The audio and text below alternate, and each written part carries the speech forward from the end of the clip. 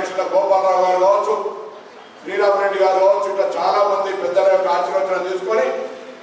సహకార రంగంలో ఒక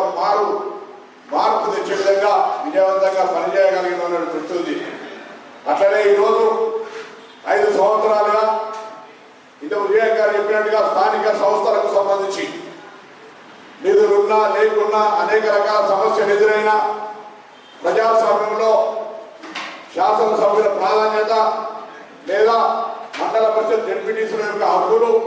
రాష్ట్ర వ్యాప్తంగా ఒక అంశంగా గౌరవ వైస్ చైర్మన్ గారు, గౌరవ శాసనసభ్యులు సిపిఓ గారు, గౌరవ జిల్లా పరిషత్ సభ్యులు,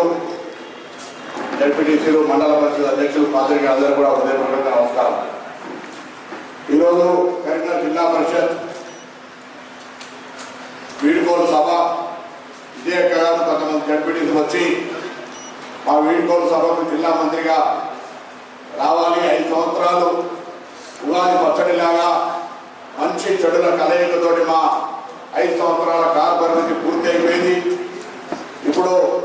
పదవి విరమణ చేస్తున్న సందర్భంగా ఇది ఒక మధురమైనటువంటి అంశం. ఈ సందర్భం లోపల ఒక సోదరుడిగా మీరు ఉండాలని కోరినప్పుడు తప్పకుండా వస్తానని చెప్పినా ఈరోజు